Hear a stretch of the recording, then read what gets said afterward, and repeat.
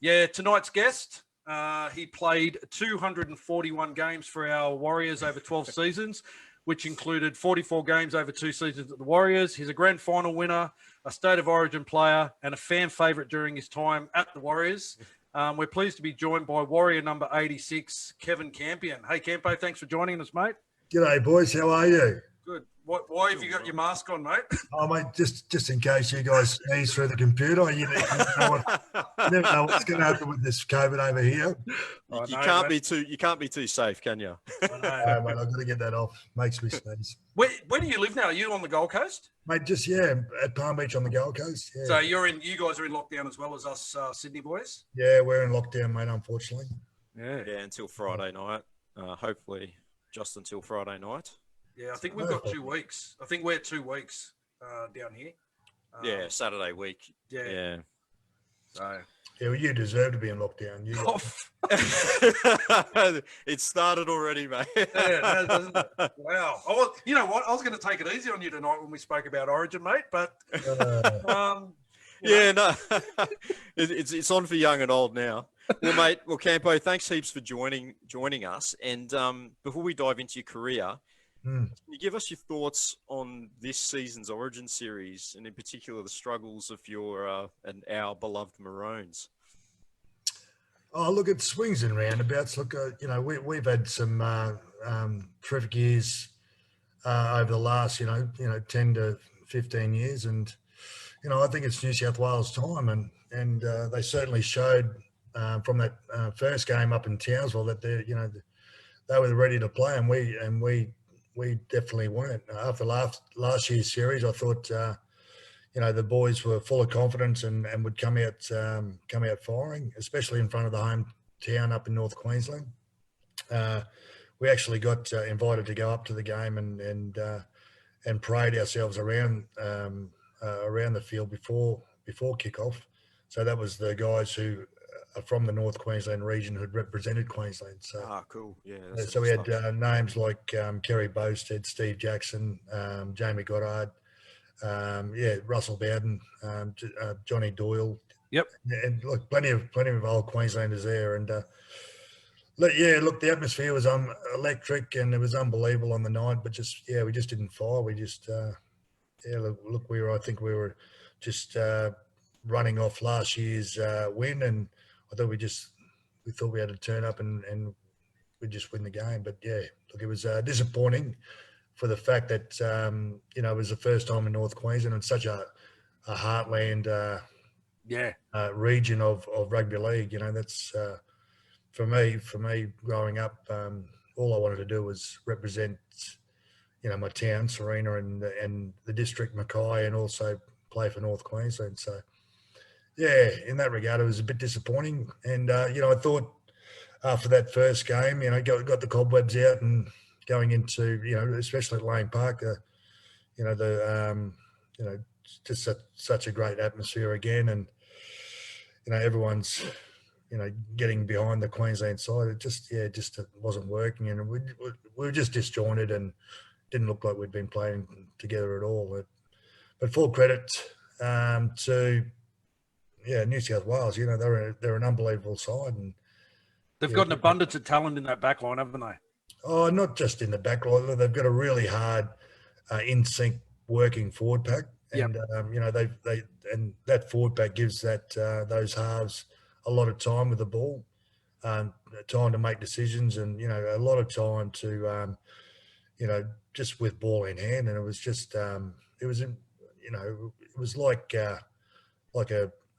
an NRL side playing against a Queensland Cup side. We were that far behind what they were doing, and we were lost. So you could see, we were in the stands watching, and you could see either side of the playing left or right. You've got Munster on the left hand side and Daly on the right hand side, and they, one was overcalling the other was overcalling the other, and Munster was throwing his hands in the air, and it obviously looked like the McCulloch just didn't have a clue who to give the ball to. So it was disappointing. But we've had our day in the sun, and I think especially the coach, I think he's learnt how to build a great team and a great culture. And I think they've worked it out. And we've had that for so long. And, I remember going to games at Suncorp, with the fogs and not even worrying about, just drinking, not even watching the game, knowing that we were going to win. You're going to win, yeah. Knowing that we were going to win. So, good luck to them boys, and they deserve it. And the great thing about it, they're a good squad. They're not arrogant or, they're just not an arrogant side of yesteryear where they used to be. When they were beating Queensland in the early 2000s by 50, they were arrogant, throwing bombs and grenades. Yeah, Exactly. That type of thing. They're not that side, and I wouldn't expect that from. And I've known Nathan Cleary for a long time since he was a young boy from our time in Auckland. He's just, and I know his family. They're not that type of people. So, good luck to them. Mate, whilst we're on the topic of Origin, you made your Origin debut in the 1997 Super League Tri-Series in that Game 2 win over New Zealand. What was that like, getting the call up to play Origin, and describe your memories of that game? Yeah, look, at the time it was unbelievable. I just thought playing for Queensland was a pinnacle, and it was a separated competition with the Super League and the NRL. So, and not being dirty, but a bit dirty, but that it wasn't recognised as an Origin. And I think those. It is to the fans, though. It is to the fans. Well, it should be, but it's not. So I've only played 4 Origins, but I played 6 games for Queensland. You know what I mean? Yeah. But amazing. I played. And the first time I got to meet Wayne Bennett, who was the coach at the time, and some great players. Look, we had Peter Jackson as our manager. We had Gary Boucher over there as well. It was just such a great time just to be around those types of guys.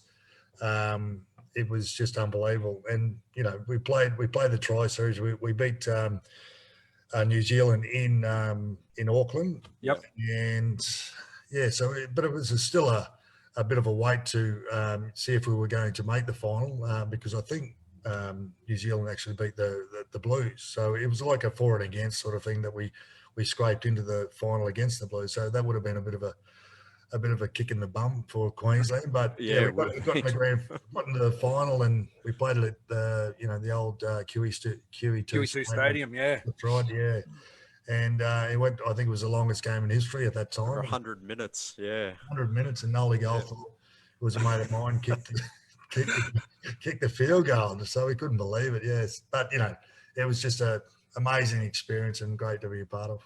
Oh yeah, I was just going to ask you about that game because that's one of the most memorable games of probably the modern era because it was such an epic encounter. It just went on and on. It just went on. I think Paul Green came close to winning it for us there and just missed out. And then it was your former teammate Noel Goldthorpe finally kicked a field goal right there to win 23-22. Yeah, I think I had a chance to charge him down, but I just couldn't be bothered. I was just hoping the game would stop, and we didn't care who won at that stage. It was just it was epic. It was for you sure. You found yourself in that Origin wilderness for a few years before you were selected for Game 1 of the 2001 series, becoming the first ever Warrior selected to play State of Origin. Originally selected at lock, you found yourself starting at hooker. How did it feel to get back into that Origin arena, and was there much hype back home in New Zealand over your selection as the first Warrior selected to play? Oh, look, yeah, it was amazing to make the side, but I don't think there was that much hype over in New Zealand at the time. I think that was 2001. I think the Warriors were sort of a not an embarrassment, but they weren't highly thought of in New Zealand sports. So. And we were competing against the rugby. So it was like my time in Adelaide when I played for the Rams. We were competing against the AFL, and you just don't realise how much of a hold they have on, a city when you're there. I think we were competing against the Crows, and the Port Piara had just come into the competition. The Crows won the flag that particular year we were there. So, we didn't get much rugby league coverage. And it was a bit similar when I was over in New Zealand. We were sort of the poor cousins of The All Blacks. Well, just general rugby in New Zealand. They were just awesome. You know, there was six sides at the time, and we were competing against those sides. But they were so passionate about it. You know, it was like a religion because the All Blacks were so strong, and it was very hard to compete against. But you know, there was it wasn't lost within the Warriors organisation. You know, they obviously, we celebrated, and being the first Queenslander or state of origin player to represent the Auckland Warriors or the New Zealand Warriors was fantastic. Yeah. Was your selection starting at hooker, was that to protect a young John Doyle who was on debut in that game? Was that the idea behind that, or? Well, it shouldn't have been, because Johnny was a very good player. Like, he was a very skillful and very good defender. So it shouldn't have been. And you know, I was playing definitely good football at lock forward at that time. So I was a bit disappointed that Wayne threw me into that role.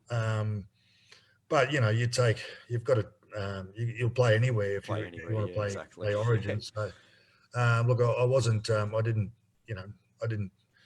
blow up or anything, but you know, I would have rather played at the lock position as I was playing it in New Zealand. So yeah, it was just one of those things that Wayne thought that I had the experience. I wasn't a very good dummy, I'll tell you the truth. I couldn't pass left and right. So whoever's that it might have been Lockie, or I don't know who it was, playing at the half or 5'8". Yeah, they didn't get a good ball from me, that's for sure. You played all three games in that 2001 series, and you had the series decider back at the QE2 Stadium there. Yep. Must have been a very proud moment, helping Queensland to erase the memories of that terrible 2000 series whitewash that we suffered back in 2000. Yeah, it was, and it was really it was talked about as well. Like, Choppy Close was our manager, and I think he was there in 2000 when I think Brian Fletcher threw the grenade, and you know, all the boys played up, and it was really embarrassing and really kicking the bum for Queensland. But you know, to be beaten by 50, you've got to cop it on the chin. So we had no sort of comeback for them. But you know, that was certainly in the back of our minds, and it was. You know, I think we'd lost Gordon Tallis in that last game, and we were lucky that Wayne, you know, brought back Elfie, and we won this, which was fantastic. It was unreal, that moment. Just quickly, I'll just digress. For everyone that's watching, keep getting your questions through on the live feed. I can see them there, and we will get to them during the course of the chat with Campo. I'm glad you're there. Yeah, 2002, you're selected for the series opener at Stadium Australia, mate. Again in the 13, but they play out of position in that 9 again. Yep. Queensland have beaten 32-4, and this ends up being your last game in the Maroons jersey. Yep. It must have been disappointing not to play the remainder of that series, but at the same time, you see your clubmate PJ Marsh get the call-up, so that must have been a bittersweet moment as well. Yeah, it was, and PJ certainly deserved it. He's certainly one of the best hookers that I've definitely played with. Should have went on to represent Australia, but he probably, you know, he had a major injury and sort of cut his sort of career shorter than he would have hoped for. But yeah, mate, he certainly made a difference to our team back in 2002. He was so quick, so skillful, and his defence was unbelievable. For a little guy, he could whack him. That's for sure. Yeah. Well, mate, let's go all the way back to the start. You mentioned your North Queensland days before, and being up there with the former Origin players, the greats of North Queensland. So you grew up in far North Queensland. Tell us who you played your junior rugby league with. Yeah, look, I'm from a little town just south of Mackay called Sarina. So, but it's a cane sort of growing area. A lot of mining now, but also a railway, area as well. So, if you wanted to play rugby league in Sarina, you generally worked on the railway, and the father of Sarina Rugby League, Alf Abdallah, he was the main instigator of that. He would pull, players from all over Queensland to come and play for Sarina. But one of the reasons you had to go there and play that you worked on the railway. But that would give you sort of some leeway. You'd get time off work to train, and you'd finish work early to get to training early, and football would sort of basically ran the whole town. And the Mackay competition at that time was very strong, and not only the Mackay competition, but the regional areas, Mount Isa, Townsville, Cairns, Burdick and Whitsunday, and that consisted of it was a competition called the Foley Shield. So that was a really big competition in North Queensland at the time, and so to represent, obviously make your A grade side in Sarina, then represent Mackay to play Foley Shield, and to win the Foley Shield was like a massive achievement back in those days. The region has produced so many great players of the game. You must have played with or against some of those great players in your junior days. Can you? Oh look, yeah, definitely. But if you look back, you're going way back to our junior days. We used to have a round robin competition up in Townsville, and there was, so I was in the under 13s or 14s, and so there was Gordon Tellis in the under 13s. There was Jamie Goddard in the under 12s. There was, players like Johnny Doyle, they were playing there, and Johnny Buttygig. Mate, there was Denny Moore was another one who represented Queensland. They're all Sailor? Wendell. Well, I played with Wendell in Sarina. So yeah, and you look, not only Wendell, but whoever. I didn't play with Dale Shearer, but he represented Sarina as well, and Mackay, and Martin Bella. So there was a lot of Bellas from around the area that either played for Mackay or North Queensland, and there was and their cousins, the Flossies, and their cousins. There was just, mate, it was just so many players that I even play with. Dane Gaigai's dad to win the 91 grand final. So that was Ray Gaigai, and Ray was an exceptional player. You talk about how good Dane is, but being an old head, I would have thought Ray was a better player, and one of the better players that I played with. And he obviously he went down to the Brisbane Broncos and didn't work out for him, and then he came up and represented North Queensland. So yeah, look, it was so many great players that I played with. I know Daly Cherry Evans. His old man was captain coach of Sarina for a long time there, and I know Daly played for Sarina as a young kid. So we always say that Daly's from Sarina as well. Yeah, nice. Well, you make your way down to the Gold Coast, and you make your first grade debut for the Seagulls in round 2 in 1993 against the Illawarra Steelers in a close 5-4 loss. How did the move to the Gold Coast Seagulls happen for you, and what was the lead up to your debut like? It happened. I went to the Gold Coast Seagulls. I trialled down at Western Suburbs at the end of 91.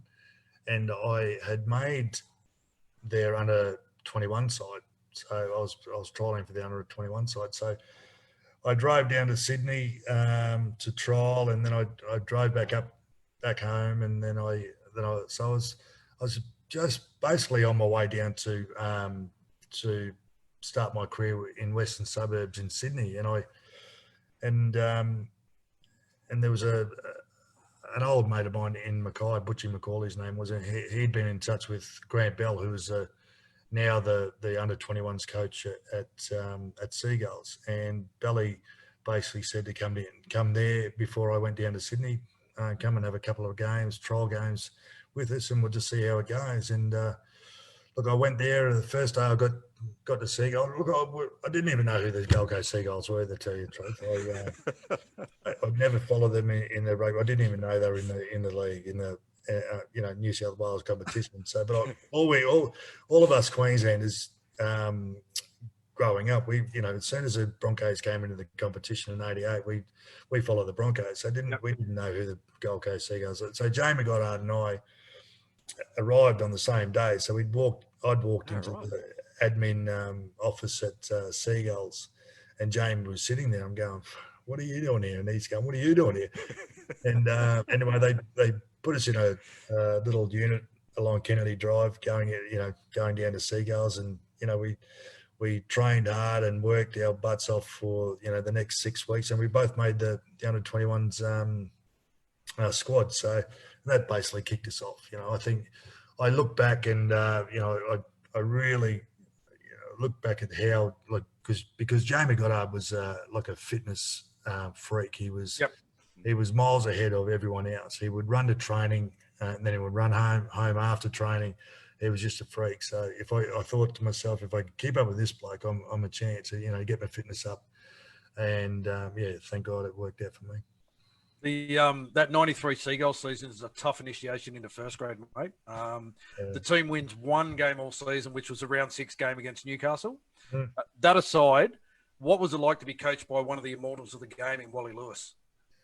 Well, again, when we rocked up to the Gold Coast, we didn't know that Wally was even the coach. Dale Sherry is my cousin. He was married to my my cousin who's passed now, but I didn't even know Dale was even there. So he must have signed during that, and that's how oblivious we were to the whole situation there. But when we got to training, there was obviously the King was there, and we're just going, oh my God, the King, just awestruck. And then Rowdy was there, who I knew, which was great. Steve Jackson, Peter Gill, Brent Todd, who was a great Kiwi. Then you had players like Ray Herring, who was a great a Broncos player as well, and Clinton Moore, those types of guys. And so it was a really good squad, and it was a great environment to be around. The King was just unbelievable. Belly was our under 21s coach. We spent a lot of time with Belly that first year, and I learned a lot about rugby league.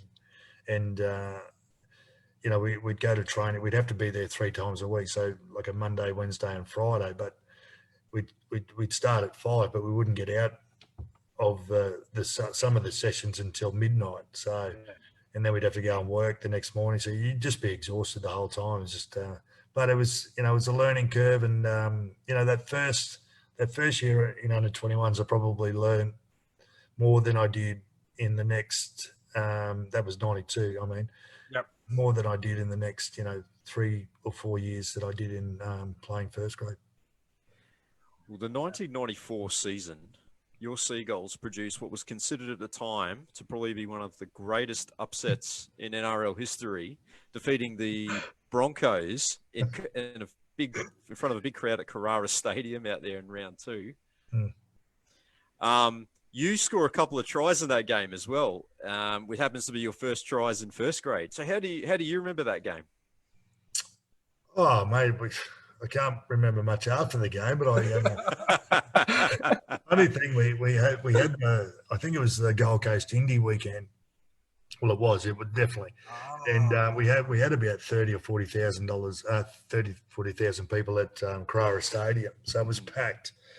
Not only to see us, but obviously down there for the Indy. But we beat the Broncos convincingly that night. And the funny thing is, we had beaten the Broncos, but they still got carted around in like a cavalcade parade against around the Indy track, like rock stars the next day. And we were still, I think we were still on the drink, to tell you the truth. Oh man! 95 proves to be the final season for the Seagulls in the then ARL competition, and you signed a contract with the Super League competition during that year. Tell us how that evolved for you. Yeah, look, you got to understand that. When you in the early days, and it's not like it is today. Like we were sort of pioneers. Bringing rugby league to the forefront back in those days, and Super League was a big thing for that movement. The players weren't getting much money. I know that, my first grade contract, I was on a $30,000 contract, but I had to play 20 games to get the $30,000. So and they were run-on games. So if I got 18 run-ons and 2 reserves, I didn't get any money. So that's just how it was. And match payments didn't mean a thing because we didn't win any games. Yeah. So it wasn't much going for us back then. You won one game. So look, my first grade year was I was on that contract, 30,000 for 20 games, and I played 19 and 2 reserves. Would you believe? And they weren't going to give me my money. Oh no. No. So luckily, everything sort of worked out, and they signed me the next year, the '94 season, for $30,000. So I didn't have to worry about playing the 20 games to get it. So when Super League came along, everyone thinks there was a Super League war and ARL versus Super League, but the players were just desperate for the money that they deserve. Basically, we were training 3 or 4 days a week, and we were training 3 or 4 hours a day. And we had to go to our gym sessions in the morning. So we had to complete that and then have to come back in the afternoon, and then 3 or 4 hours of training then. So it was sort of semi-professional, but we weren't getting professional money. So when Super League came along, a lot of the fringe players like myself sort of jumped at it. We got offered some really good money. We got offered a fee, like a 30,000 sign-on fee just to sign on. So it's just going, happy days. How good's this? Where do I sign? So, and then you got your 120 to 150 to $180,000 yearly fee, which was great. Look, it just changed the game, changed the whole landscape of the game.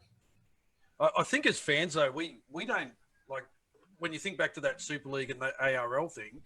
And they call it the Super League war, but I think the war was played out in the media between the actual governing bodies. The players themselves, I don't think any fan begrudges any player signing for either Super League or ARL, wherever they're going to get their most value from. And the players didn't begrudge any of the other players for signing. It was just like you had guys like there was guys who were very passionate about it, like Newcastle for one. They were definitely RL supporting, but mate, they were only looking after their own, and they're only looking after themselves at the end of the day. So, mates, that's just how it was. So, but and today, the players of today should be reminded that what those players went through to get to where they are today. Absolutely, yeah. Yeah, well, unfortunately, the Seagulls ended up folding at the end of that 1995 season. You played your final game for the club against the Western Reds, and the very last game for the Seagulls was a 14-all draw against the North Sydney Bears. How do you look back on your time at the Gold Coast Seagulls? It was the best. Like most of my great mates are from the old Seagulls days, and certainly more in contact with those guys than probably at any other club that I went to, because we're only kids, and especially the '92 season, my first season there, we had a great under 21 squad, and we're all great mates today. We all go. It's great. It's great going to the reunions and I've got a lot to go to, but the Seagulls are probably the best ones to go to, because we just have such a great time and a great laugh. That time period in the lead up to the ARL and the Super League split, as I said before, was a pretty confusing time for players and fans alike. You find a home at the St George Dragons for the '96 season. How did that all come about? Well, I'd signed Super League, so in the Super League, so when you're putting your preferences down to where you wanted to go, I wanted to go back to North Queensland. I wanted to go to the Broncos, or I wanted to go to Canterbury. So that were my 3 choices.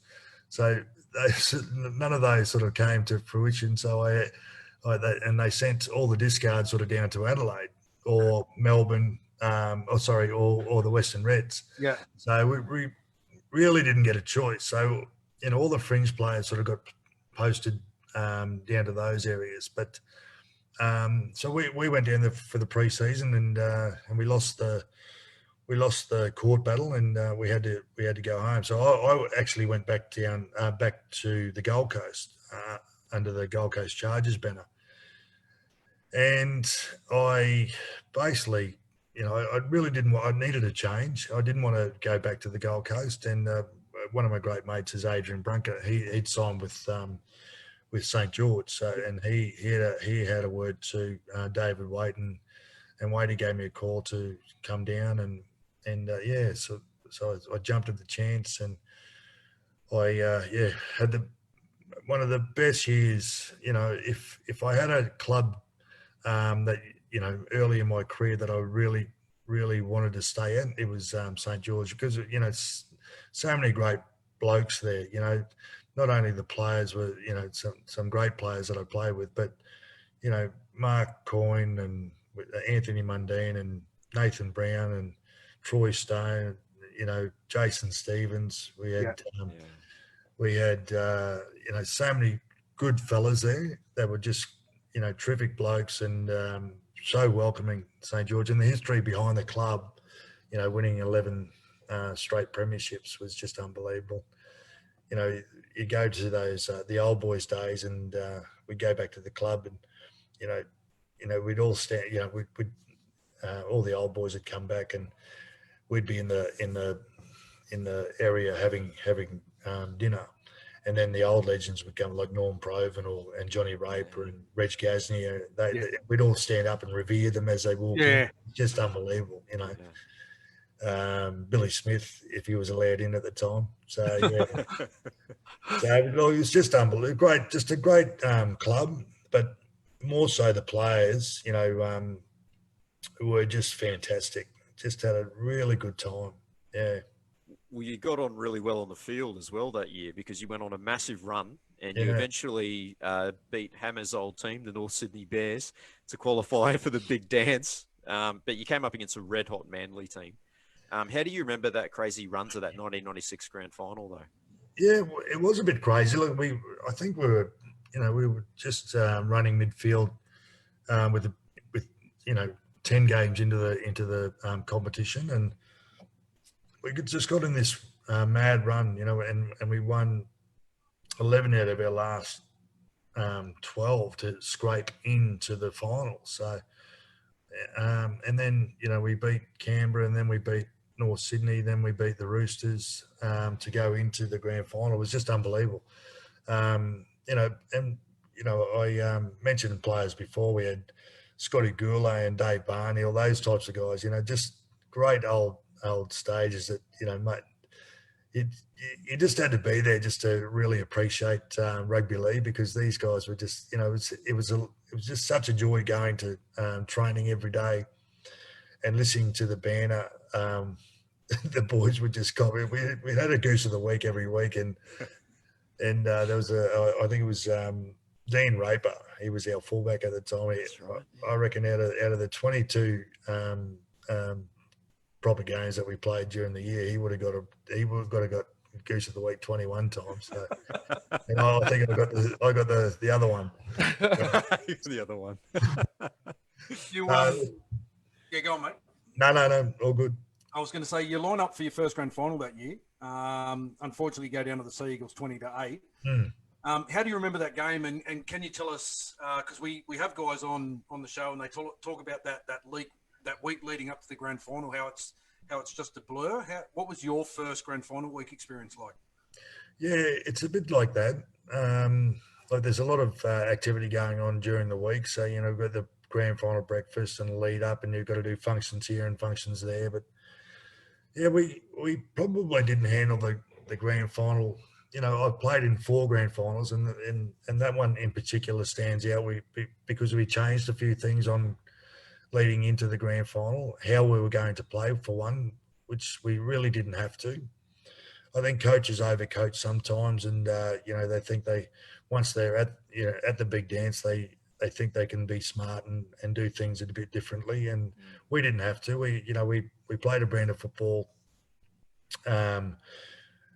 leading into to get us there, and all we had to do was play that sort of brand to get us over the line. But not taking anything away from Manly, they were a really good side. They're the best defensive side in the competition at the time, and they were hard to beat. So we were on the back foot basically straight away. I think we decided to do a short kickoff, which we hadn't done all year, and that's how we started the game. And basically, they were on our, they were attacking our line after 5 tackles, and we're on the back foot straight away. So grand finals are funny. And I'm really glad that I experienced more grand finals, because that first one was really disappointing for me, because it goes so quick. And you can get lost in the whole week, leading into it, and you can listen to outside influences, and it really sort of takes over. So yeah, you've got to be very careful when you. It wasn't until I got to the Broncos that I learnt what was really needed to win a grand final. Yeah, well, after the disappointment of the grand final, the Super League competition eventually does kick off in 1997. And it's a year that probably no rugby league fan will ever forget because of the split competition. So eventually gets the green light, and you make your way to Adelaide, of all places. You mentioned it briefly before, to play for the Rams. Can you tell us a bit more about that whole experience, about the excitement, I guess, that would have been there, being a brand new franchise from the Super League? Look, it was exciting, and Adelaide was a beautiful city to live in, and we had some terrific players down there who still, great mates today. And that's the great thing about travelling around and playing at 6 clubs. You meet some wonderful people. But, we just didn't have the coaching nous that was needed for a new club. We struggled on the field, definitely on the field.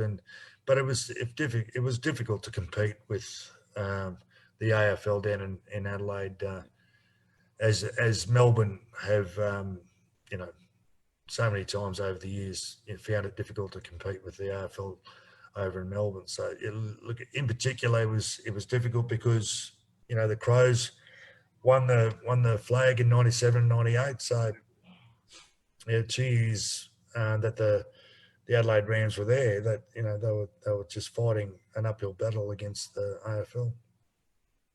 It was interesting before, because you mentioned that when the whole Super League thing came about, you listed the 3 clubs that you wanted to play at, but they send you to Adelaide. So I'm assuming when you signed your Super League contracts, you didn't actually sign to a club, you signed to the league, and they told you where to go?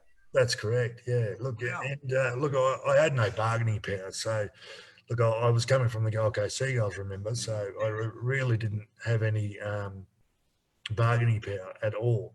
So, I was happy to go wherever at that time for the money that they'd offered me.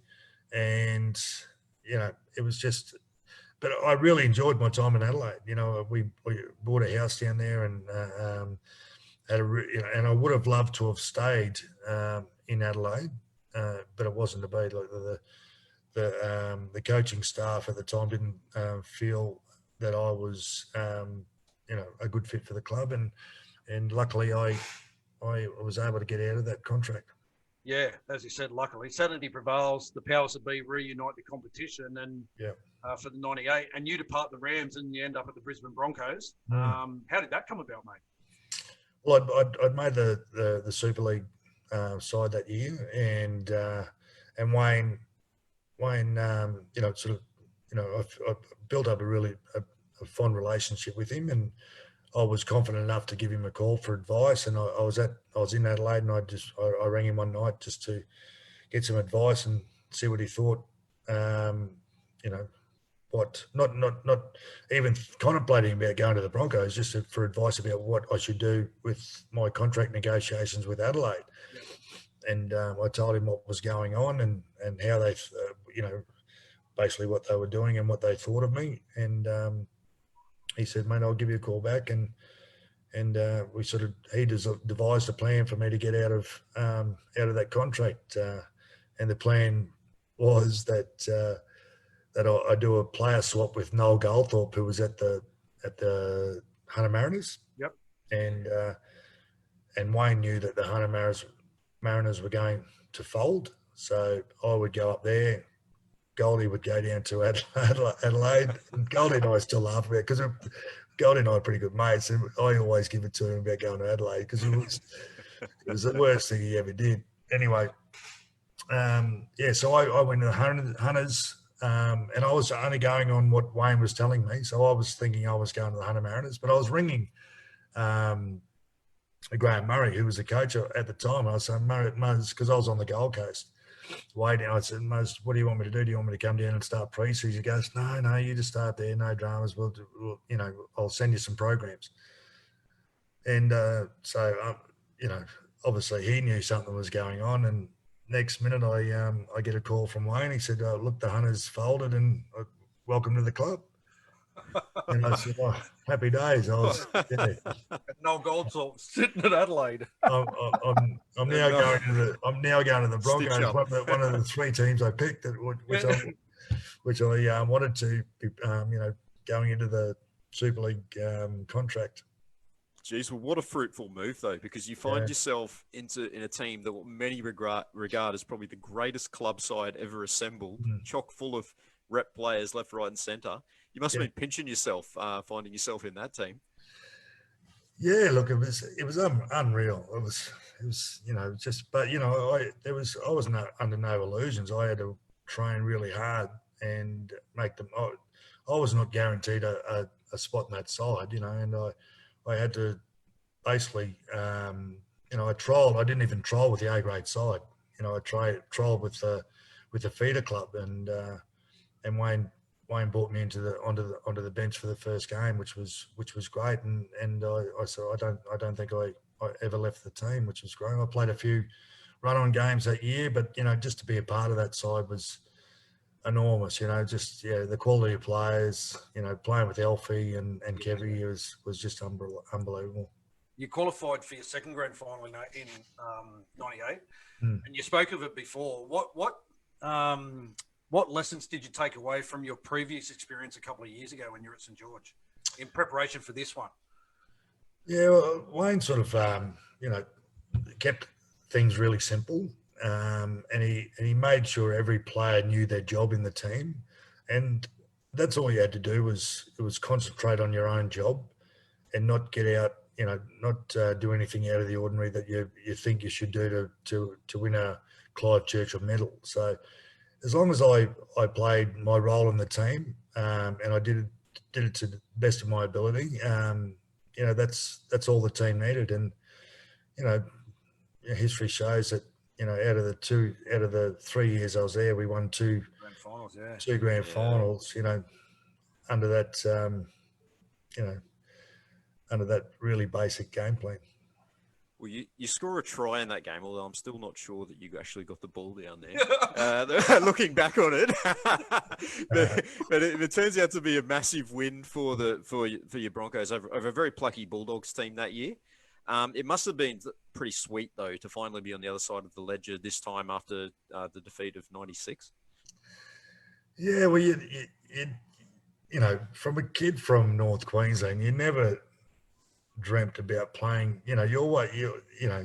Everyone would love to have played in the grand final. Looking back at those Sydney grand finals when I was 10 years of age, supporting Canterbury, wouldn't you love to be there on that day? But you never thought that was going to happen. It was just unbelievable. It was something that to play in one grand final, I never thought I'd get the opportunity to play in another after that first one in '96. And a lot of players don't get to play in a grand final. So I'm very fortunate. How my card sort of played during my career. So yeah, it was just unbelievable. And but it took.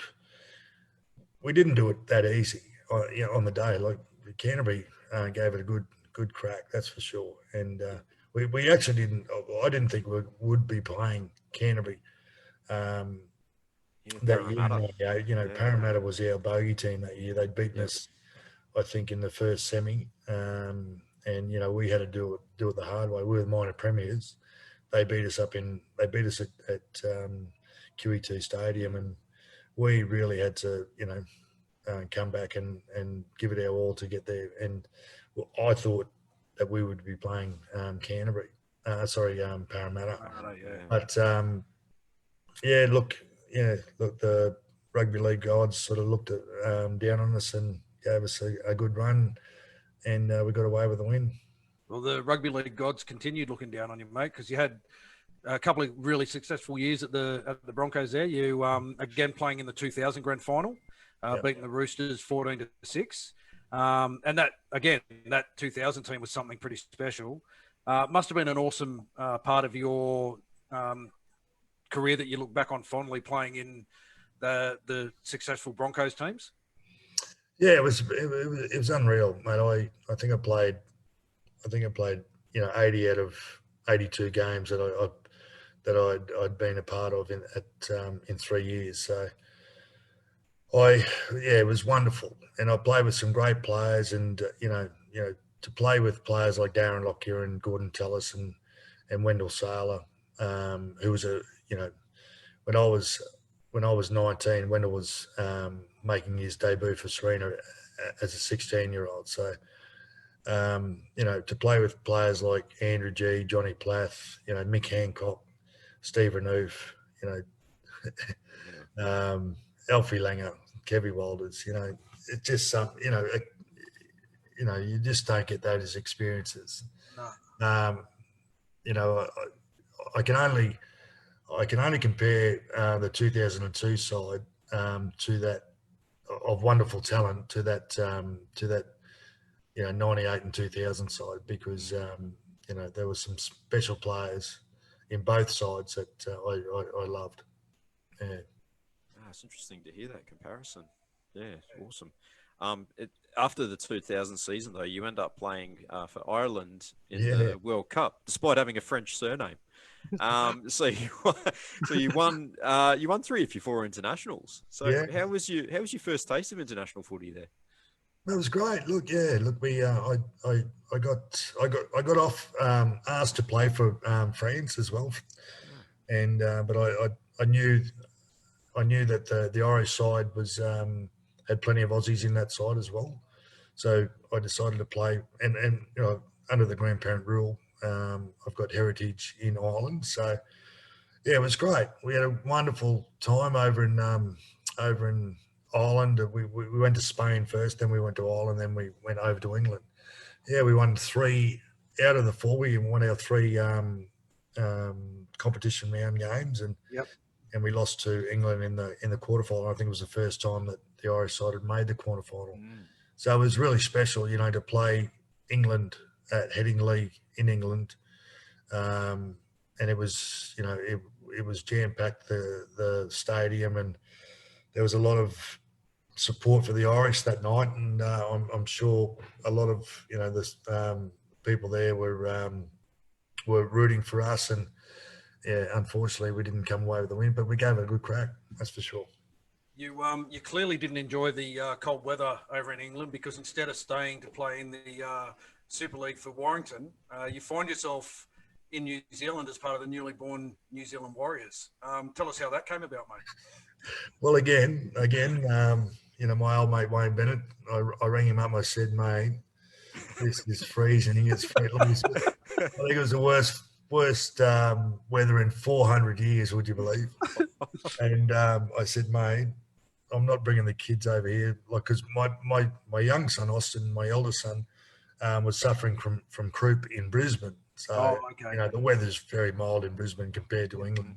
Yes, I'm thinking this kid's not going to last over here. So he said, I'll leave it with me. So anyway, he gave me a call back within, honestly, 48 hours. He said, well, I think, I think there's a deal at the Warriors for you, but what you have to do, you've got to ring Darryl Vanderveld, who was a coach of Warrington, and I've been on the drink with him, like with LP and Gigi and the boy at Darryl's place. So he hosted a night there for us, and I drank all of his beer. So anyway, I had to ring him, 2 days later, and just said, mate, I just can't come over. And it's a personal thing, it's a family thing, and I got a release, which was great, and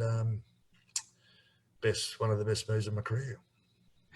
Well, absolutely was. One of the best things for our club, mate. Yeah, for our club, because you arrived there. Previously, the Warriors had almost folded at the end of the 2000 season, only to be rescued by Eric Watson and rebranded as the New Zealand Warriors. Yeah. What was your first impression when you arrived at the club?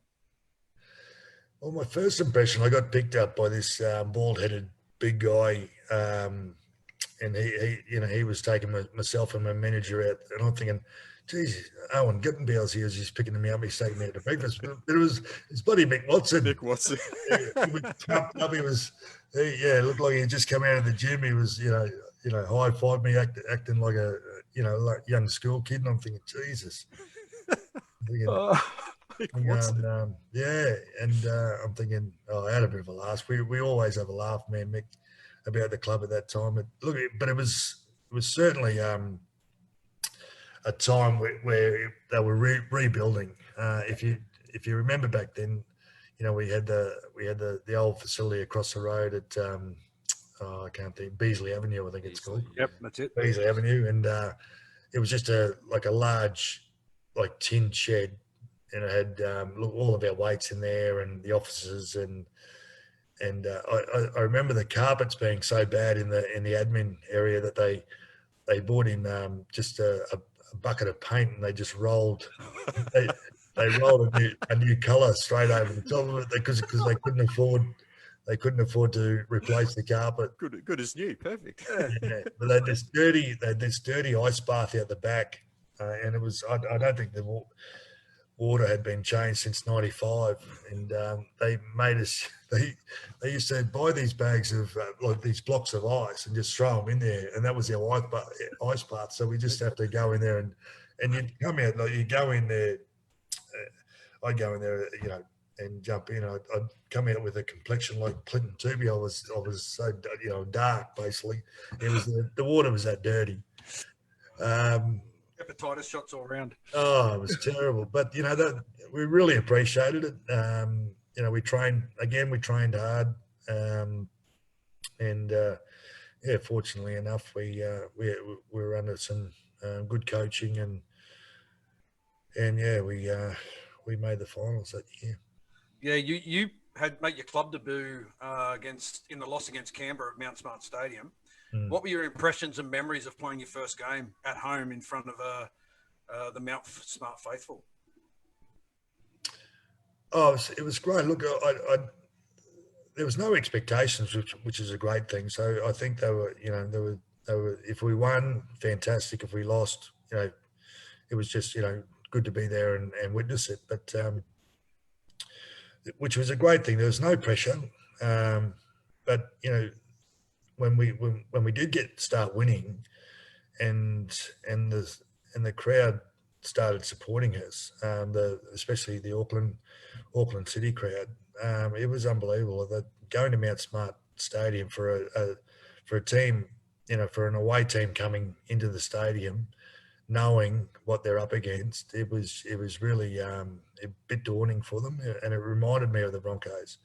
We just knew. Especially 2002, because we didn't lose many games. We just knew we were going to win, and it was such a good confidence, knowing that I didn't know how the other we would laugh. I remember at the Broncos at QEST Stadium, but when the away team came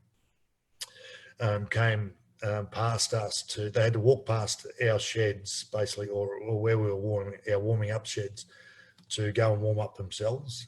And we were basically in there high-fiving each other, just joking around, and you could see the fear in their eyes walking past us, just going, they're up against these boys, knowing that they're going to get beaten by 50. And we had that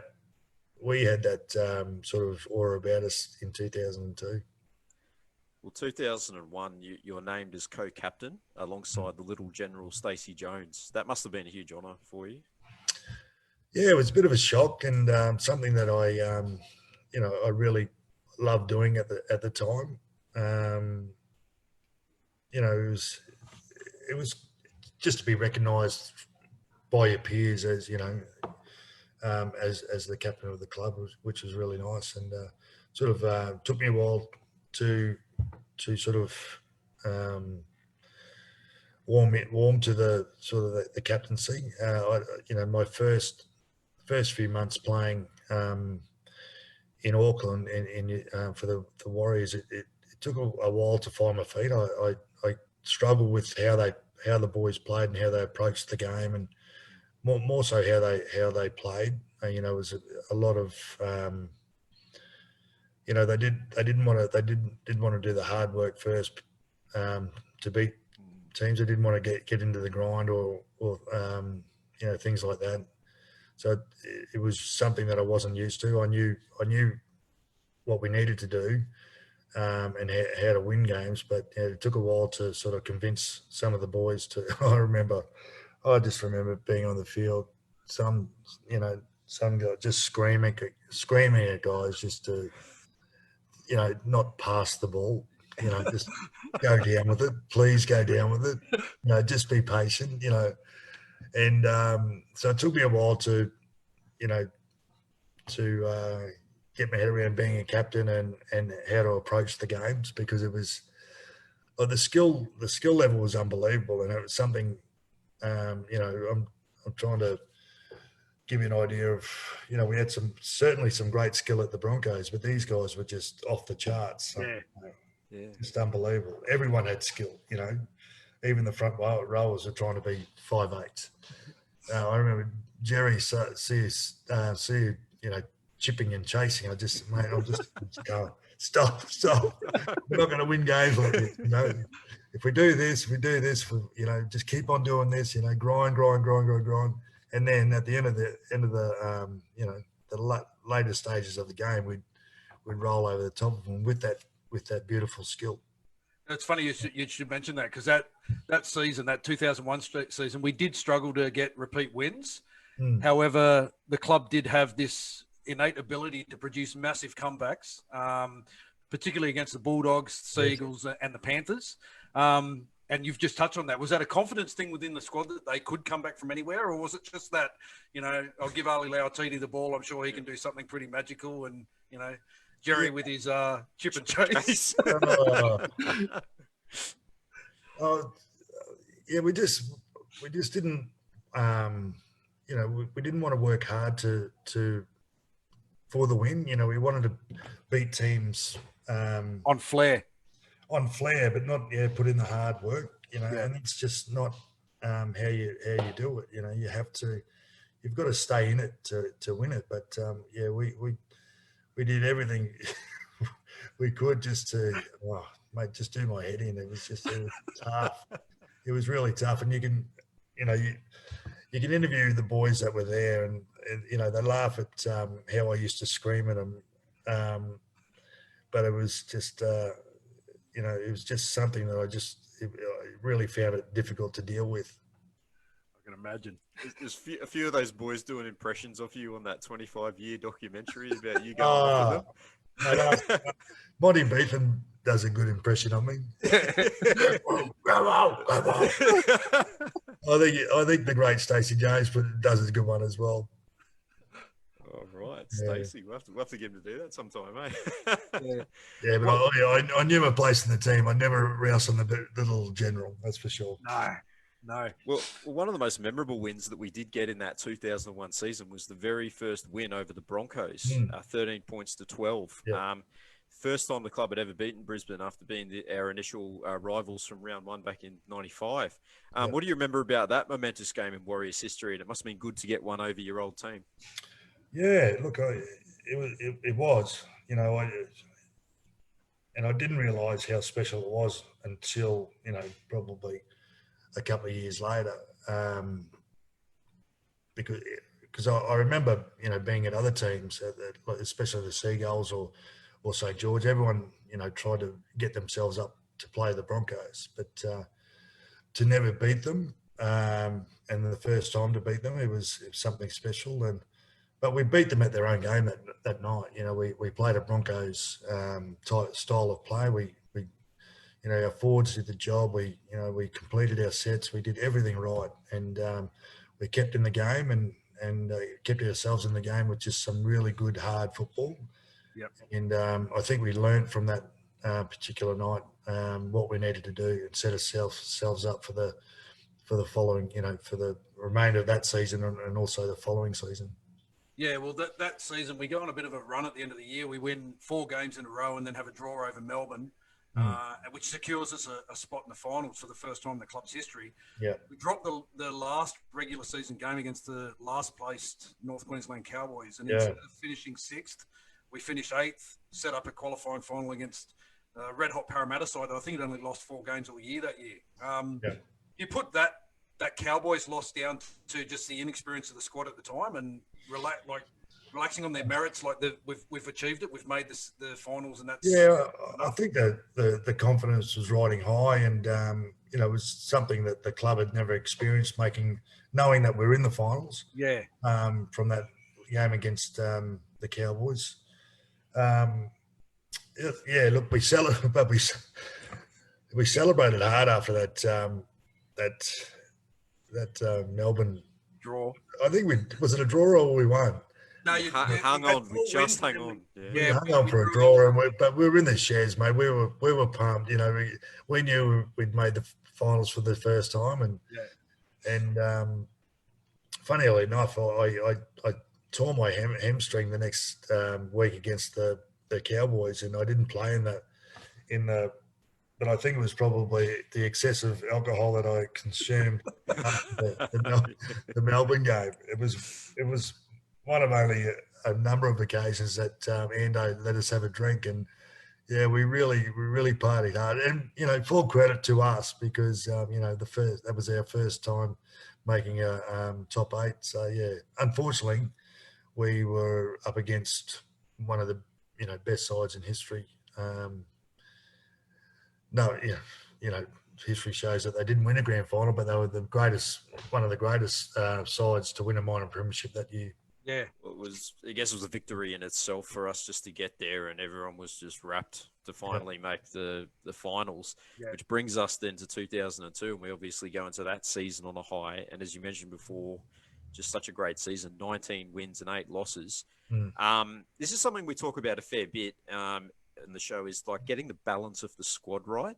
And so were there any indications in preseason that you'd probably finally found the right mix of the young local talent and the youthful exuberance with some seasoned veterans in the squad as well, like yourself and Ivan Cleary?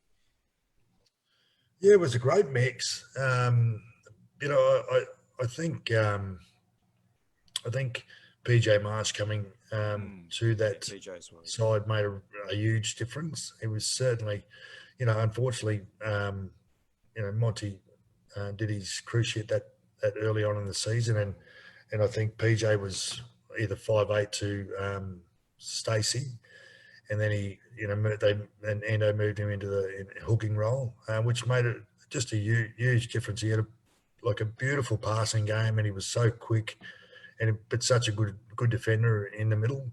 And we had some terrific players players that don't get a mention too often is players like Johnny Carlo, who of course was a very good centre, very solid and big and strong, but he complemented Clinton Tupy on that left edge, and then we got we had Ali and Arwen, and we had we had some wonderful players in that side, but you can't get a better player than Stacey Jones.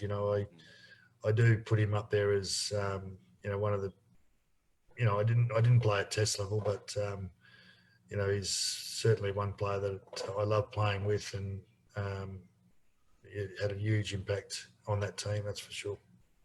That season, round 7 to round 14, the club goes on an 8-game unbeaten streak, which is still a club record to this day. What do you remember about that mid-season purple patch of form, which really had us hot on the heels of the ladder-leading Bulldogs at that time? Yeah, well, look at that deal. I think we beat the Bulldogs. We were only one of the only teams that beat the Bulldogs, and we didn't have any fear over the Bulldogs.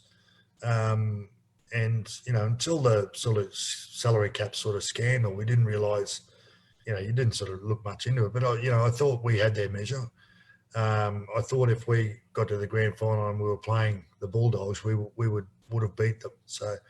We were one of the only teams that didn't fear them. I think they feared us more than we feared them. Yeah. We were such a hard, like our forward pack was dynamite. Jerry CFC led from the front, and Mark Tupy. Big big Toops and Arwen and Logan. We had as our second rowers, and PJ was just unbelievable. He was just, you look back at that grand final. I think the turning point was when Ando took PJ off the field. I think he had a bit of a head knock and he was taken off the field. So it sort of changed the game for us. Yeah, that Bulldogs game was momentous for a number of reasons. It ended their 15-game winning streak. As you said, we were the first team to beat them. That was at Mount Smart, and we won 22-14. And as you said, it put the whole competition on notice. And I think shortly after that, they ended up getting stripped of all their points, which was pivotal in Warriors history as well. So can you describe the feeling after that of the confidence that the club must have taken from that victory? From that victory, yeah, and we beat them up. It wasn't a flashy win. It was like it was a grind, and I remember just grabbing Willie Mason and grabbing his hair and jamming him, and I won't tell you what I said to him, but it was one of those things. But that's we were hard inside by that game, that's for sure, and we were well on our way to a grand final. Following that game against the Bulldogs, we faced the Broncos at home in a tough-fought 18-4 win. And the game is etched in Warriors folklore because of your on-field stoush with your former Broncos teammate, Shane Webke. What do you remember about this moment and in your career? And is it true that Big Webby is still filthy on you for that? Webby is still filthy. He's got a memory like an elephant, the big thing. He just won't let it go, I tell you. Well, he shouldn't have got on his ass.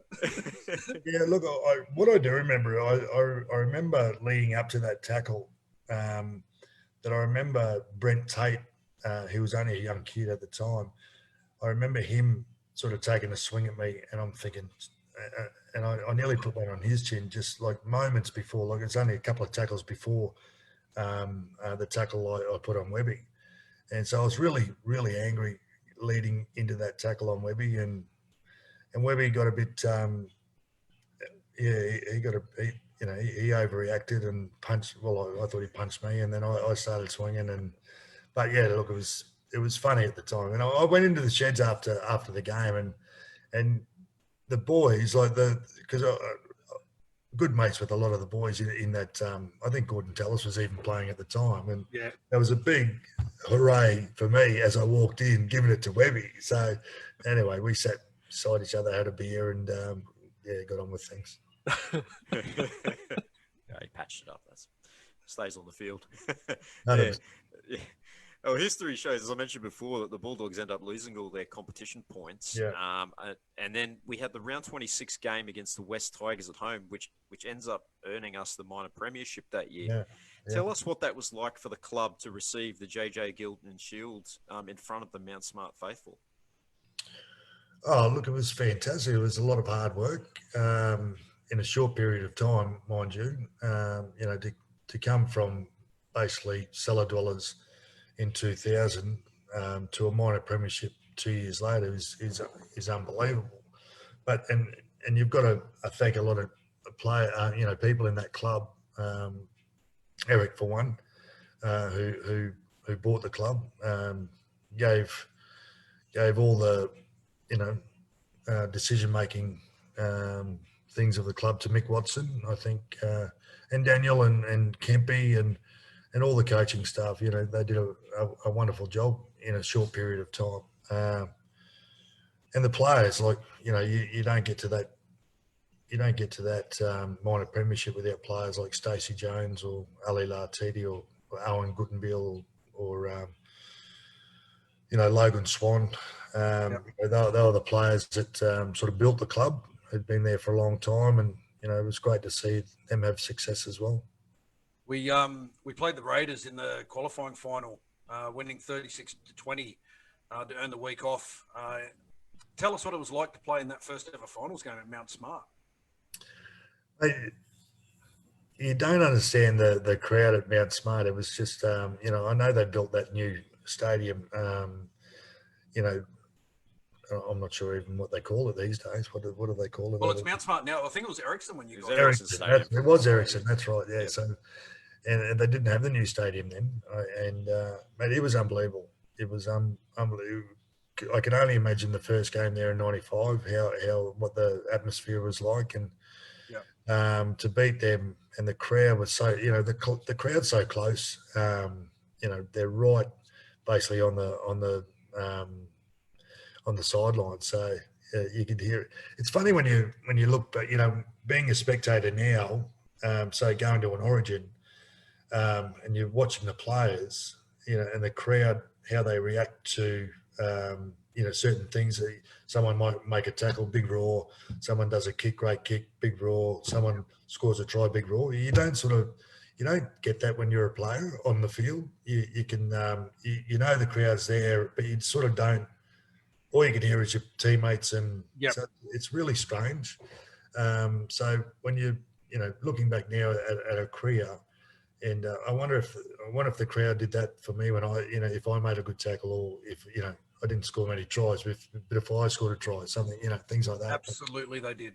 Absolutely, it's funny, when you see that, but and how the crowd reacts, but there was nothing like being so close, And my favourite ground was always Seagulls down at Tweed Heads. It was, there was only 15,000 people there, but they were right on you. Yep. And Ericsson was exactly the same. After that game against Canberra, we earned a week off, and we played the preliminary final against the Sharks, which is obviously one of the greatest, most memorable victories in the club's history. Yeah. We've had Big Tooks, Justin Murphy, and Clinton Torpey on to discuss the game. But what were your memories of this famous game? It was a tough slog. It was just it was forward pack versus forward pack, and we luckily on the day we got over the top of them, and that's how we won it. I think I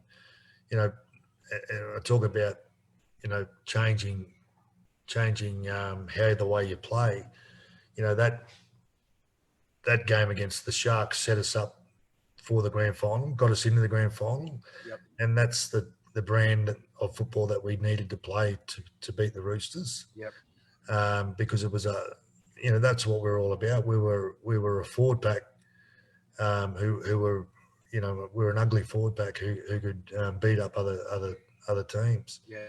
And our back line was certainly flashy, but we couldn't win games unless our forwards did the job.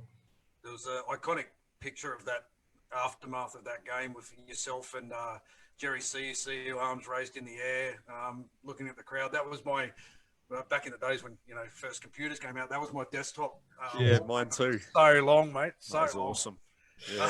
Yeah. Well, actually, it was Jerry's head that gave me 70 stitches that particular day. So he opened me up like a watermelon. Jeez. You did have a habit of bleeding. But that one, I got stitched by the doc after the game, obviously, and he said, "This is like stitching a patient who's just been in a major car accident." Well, Jerry's a big man. Look, my forehead's still numb. I promise you. It's still numb. What was it like when the squad returned home to New Zealand, having qualified for the club's grand final, And did your previous grand final campaigns with the Dragons in Brisbane give you that knowledge and grounding to deal with the hype of the week leading up to the game? Yeah, it did for myself. But, a few of the guys sort of got a bit overawed, and playing up to the media, and probably took it a bit too far. And when you look back, I as an elderly statesman in the side, I probably should have pulled a few heads in. You can celebrate, but there's nothing like celebrating with the ring on your finger. Yep. That's for sure. So yeah, look, but everyone has a different week, and everyone as long as you're focused and know your job and not listening to outside influences, still pisses me off, boys. Too. Us off too. Us too. We feel your pain. We were writing it all time away. I think about it, that's of all the grand finals, we definitely had that team to win, and it's even worse because I know if anyone deserved a bloody grand final, it was bloody Stacey Jones. That's for sure. Grand final. Definitely. Yeah, we'll agree with that. Yeah, speaking of Stacey, he scored one of the great grand final tries though in that match. It was a fairly close contest for the first 60 minutes. What do you remember about that first sort of hour of play in the game itself? Because I think we were leading, weren't we? 8-6. 8-6. Yeah. Yeah, but we weren't playing the hardened football that we were doing things out of character that got us there. We were trying to be flashy, and we were doing we're passing balls that basically weren't on and didn't need to be passed. All we had to do was grind, and again beat that side. We're just a bit impatient, which was. Not taking anything away from Stacey's try. It was one of the great grand final tries you'll ever see. But it's like the old Ricky Bobby. If you're not first, you're last. Basically, it's one of those old sayings, and still pissed off, boys. Oh, yeah, you can tell. How long ago was it? 17 years. How long ago was that? How long was it? Almost 20 now. 20 years ago, nearly 20 years ago. Yeah, nearly 2019, yeah. We had Big Tooks on the show last year for a chat, and he told us that it was actually a Wairangi Korpu elbow that opened up Freddie Fittler's head in the grand final, and not that Richard Villasanti tackle, which everyone's thought for the past 19, 20 years.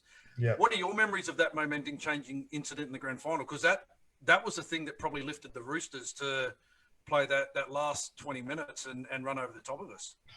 Oh, look, I just think, awareness is one of the things that you need in rugby league. And, for Freddie to kick a 40-20, I think, I won't mention his name, but, our wingers, one of our wingers should have been aware that, that could happen and make the effort to get there and stop that ball from going out. So, yeah, it's just one of those things.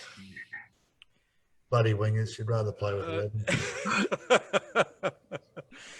There's a lot of stories that are told regarding that grand final, and one in particular involves you and a smashed tape recorder. Can you put those rumours to bed here and now, and confirm or deny that this ever happened during that famous halftime speech, or infamous halftime speech? Oh, look, I've only just recently found out who was the instigator behind the infamous tape recorder halftime speech at the 2002 grand final. So I've always thought it was the coaches doing, but it wasn't. So I won't go into it, but yeah, I wasn't happy with what was presented to us at halftime, and you've got to understand that, say, one Ivan Cleary, who's played 12 seasons of rugby league at that stage of his life, his last year of rugby league, and to have a tape playing to motivate us at half time is just unbelievably bizarre. So, it's something that even last year even last year, because Ivan and I are obviously still good mates, and I messaged him last year in the grand final, the week leading into the grand final. I said, I hope you've done that mock commentary for the halftime speech before you done a bit of recording. Yeah, but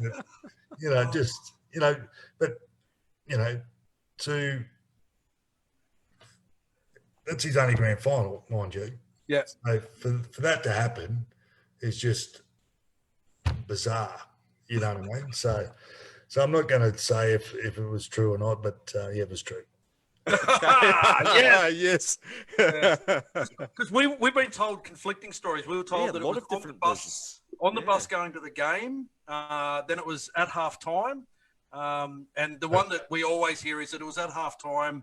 You've done what you've done, and then you've pretty much given a bit of a halftime speech to the boys.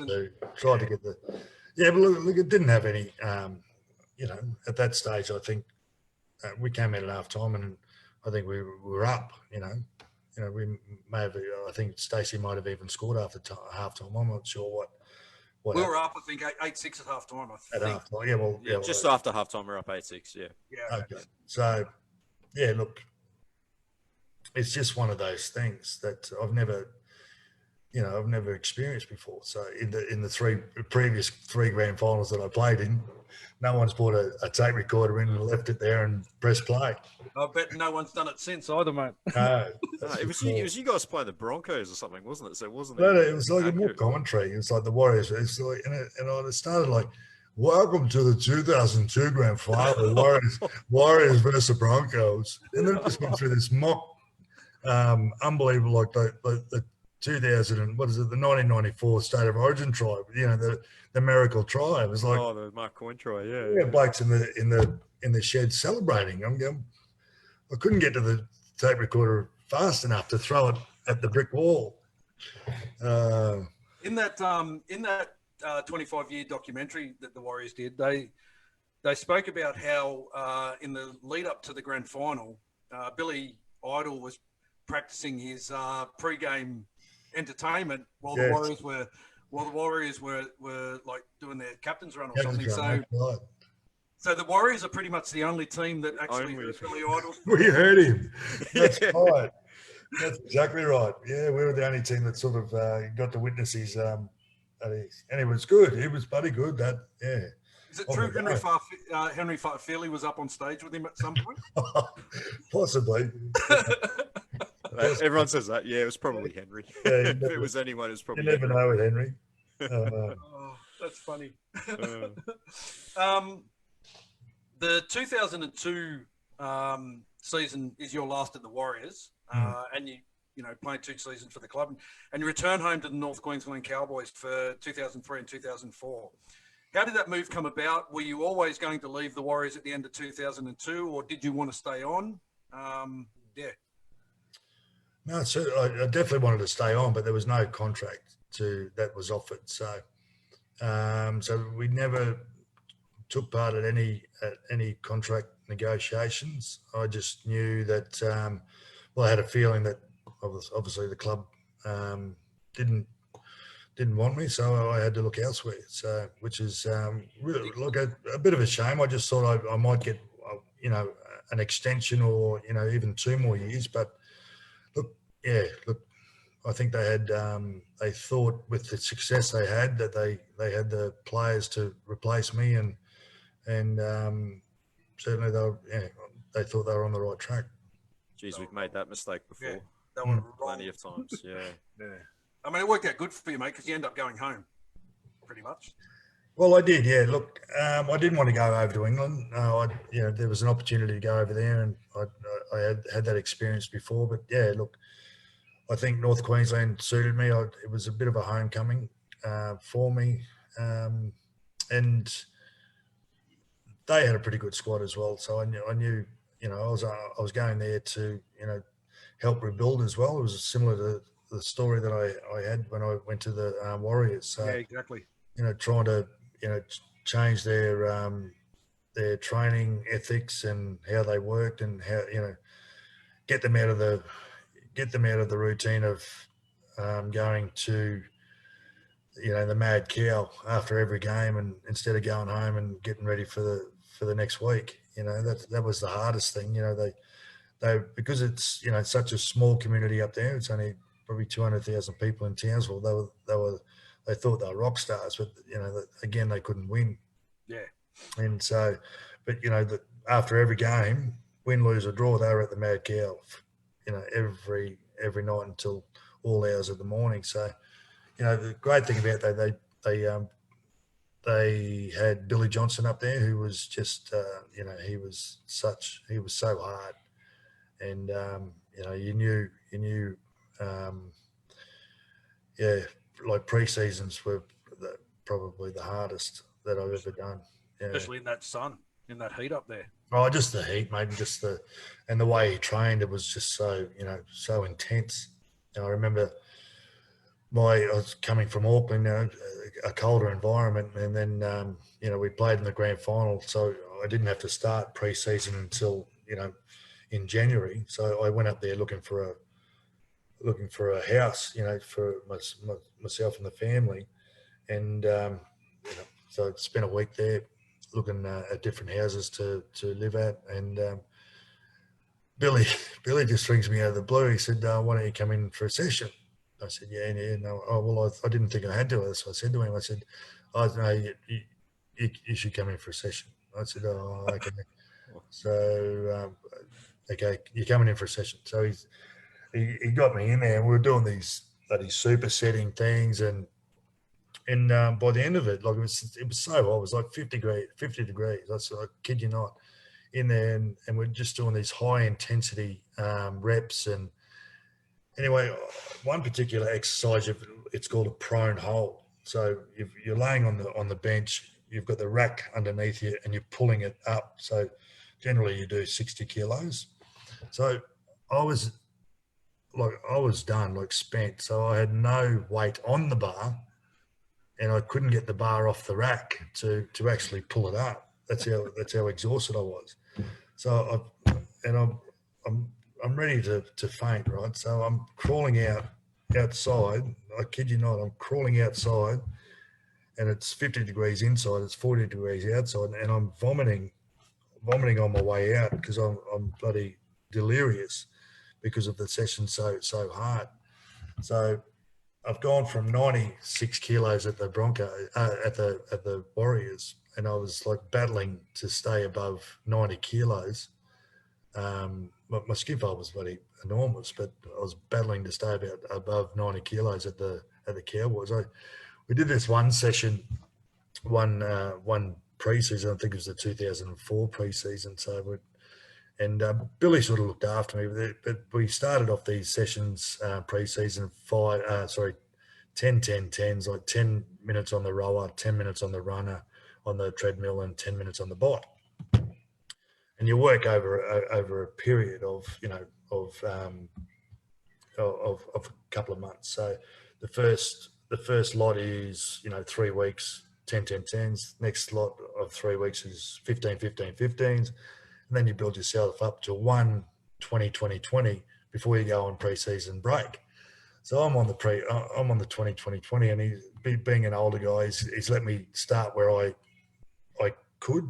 Yep. Otherwise, he'll just tell you where So I decided to start on the runner, then go to the rower. So this is 20 minutes on the run. So you got level 12 to run. Okay, then you got 5,200 meters to pull in 20 minutes on the rower at a certain speed. And then you got 100 RPMs to ride on for 20 minutes on the bike. So start on the run, and I dehydrate really quickly. So, and that's just something I've always had trouble with. So, and I can't drink water, or I can only sort of drink like a small amount of Powerade. So anyway, I thought I'd hydrated enough the night before to start. So he's got me on the run at level 12, 13, whatever it is, for 20 minutes. Yeah, just got through it. anyway, and I'll start on the rower, and he's got me like I had to row 5,200 meters in 20 minutes. So you got to pull for the first 10 minutes. You've got to pull at 150. So it's pretty intense. So I got the 150 out for 10 minutes, and then I can, then I can hear the boys and then, come on, how you're going well. And 15 minutes into it, I'm just going, I can feel myself going. I'm going like that, pulling, 9 minutes, like 18 minutes. Campo, come on, you're going to make it. I'm nearly there. 19 minutes. Out. I'm out like, straight off the bat, like dehydrated, 4 hours, like ambulance, 4 hours on a drip in hospital. Like he's taken 10 years off my life. And I'm just going, oh my God, I'm just going, like, this is my second year there. I'm thinking I ring my wife and I say, look, I think it's time. I'm going to retire. I've had enough, It's just, that's how intense he was. Like, but, I had him as a young kid when I first got to Seagulls, and that was hard enough. But for anyone who wants to make it in rugby league, just Google Billy Johnston and some of his programs that he puts on board. Yeah, absolutely. Well, maybe all this explains why you spent 10 weeks on the sideline after tearing your bicep. Well, he had me. I had the operation on the Wednesday. He had me doing arm curls on the Thursday. Serious. He had me doing little arm curls. He was doing little arm curls like this to get me going. And I think it was like a 14-week, layoff period, but he had me back playing in 9-10 weeks. Yeah, it was just unbelievable. You did finally make it back on the field for the final game against the Sharks. Yeah. It was a farewell after you had announced your retirement. Tell us how emotional that was for you, especially being home in North Queensland where the journey all started for you, and also making that that was the first time the Cowboys had made the finals as well. Yeah. Oh, it wasn't emotional, mate. I knew my time was up. I was flogging the dead horse there. I was just to, you've got to understand, training under Billy, it was unbelievable, and I loved it. The thing is, when you're training at that level, you're always trying to do extras as well. And I think the whole culture, changed. While we were training under Billy, I was doing extra stuff, getting all the young kids in, like Michael Luck and Jamin Lowe. I'd get those boys in for extra boxing sessions with Billy. Yep. Just to, this is what we've got to do, boys. And it proved a masterstroke for Lucky because, I was, one of the main reasons I got him over to the Warriors, because I knew he wasn't going to be playing much first grade under the coach there at the Cowboys, and I said to Ivan, who just been appointed the head coach, that this guy, I'd really love to get him here. I think he's going to be something special, and he was. Yeah. It's no surprise though. Like the two eras of the Warriors' most successful periods when we had two hard-nosed Aussie guys locking our scrum. One, like 2001, 2002 was yourself, and then when Lucky was at the club coming through. Who do you look at in the NRL now as that guy that kind of epitomises the way that you played and the way that Michael played? Because for me, it's looking at a guy like Dale Finucane play the game. Just so no nonsense, hard man, straight up the middle. How about you? Who do you liken to your style of play back in the day? Yeah, look, I would say Dale. Yeah, definitely. I bought Cordner from the Roosters. I think he's a great professional. Sad to see him retiring from rugby league, especially in the fashion that he has to. Yeah, that's right. When his career's cut short, which is unfortunate. But look, there's a few. I like Jake Trbojevic from Manly. I think he's a good kid. They love doing the hard stuff. Look, Lucky was, he was one out of the box. I just thought Lucky was, because I used to room with Lucky, and we became really good friends. And I knew there was a lot more to Lucky than Muzz was sort of giving him credit for. So Muzz was, trying to make him into a front rower, but he had a bit of ball skill, Lucky, and he was just a good worker. He'd take that hard run for you and put his body on the line, and just he wouldn't take a backward step. So. But we had a few of those, guys. Who was, Arwen Goodenbill was, probably, one of the tougher blokes that I knew. Monty Beetham. Monty was just crazy, Monty. But Arwen, couldn't even train with us midweek, so he had to get his knees drained, and for someone to be able to play at that level, it was just unbelievable. But yeah, Monty was. I love Monty. He was a fierce competitor. A bit like me. He didn't, wasn't the biggest fella, but certainly he could inspire his team. That's for sure. All hard. That back to the Cowboys of 2004, mate. They as you said, they made the final series for the first time in their club's history, but you unselfishly opt not to play in that final series. What was was that because of the previous bicep injury? Yeah, it was the bicep. Look, it wasn't like Billy. They got me back to play, so that we could celebrate one more game and that was the last game. That was the last game of the season proper. So it was, if you watch the game, I think we played the Sharks, and I missed a few tackles because I wasn't confident enough with the bicep, and I put my hand up before the finals and just said, look, I think you should, give the guys who have sort of got us here more of a go, and that's what Muzz did, which was great. Yeah, you finished your career having played 241 games, 2 grand final victories, 20 tries, 6 goals. We all remember you as an unrelenting hard man who would never back down and played with pride and passion. How do you remember your career? How do you look back and remember it all?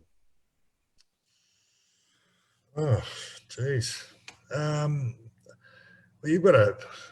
We all have dreams to go on, and you coming from Sarina. Look, we had Martin Bella and Dale Shearer, going on to play for Queensland and Australia. So that's all we aspired to, to do.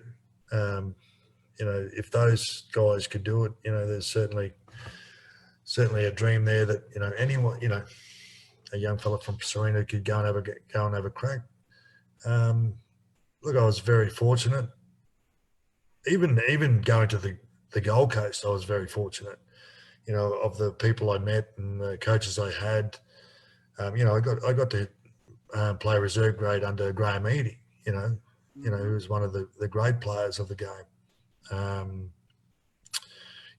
Grant Bell, who was my first 21s coach, he's such an exceptional coach, and, should have coached a lot of first grade. But and Wally Lewis, he was my first coach, first A grade coach. Just the amount of respect we had, all the players had for Wally. Such a such a legend of the game, and basically, made state of origin. To rock up, on the 4th of January in 1992 at the Gold Coast, not knowing who they were, and walking out for our first training session. Then Wally Lewis comes out and addresses us. It's just the king, just mind blowing, And to meet, to play with some unbelievable players, to be coached by the best coach in the world, Wayne Bennett, and mate, I'm blessed, to tell you the truth.